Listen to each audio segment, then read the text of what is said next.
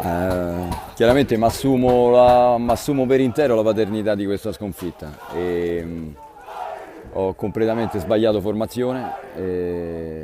ho messo in campo una squadra presuntuosa che ha dimostrato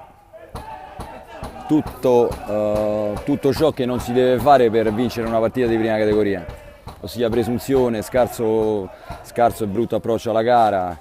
superficialità nei momenti importanti della partita. Quindi quando si mettono insieme tutti questi aspetti negativi, la partita difficilmente si può pareggiare, non vincere, pareggiare. La sconfitta è quasi una cosa conseguenziale, ma si fa un bagno d'umiltà, si capisce che le vittorie si costruiscono in settimana, non si costruiscono la domenica mattina al campo. Quindi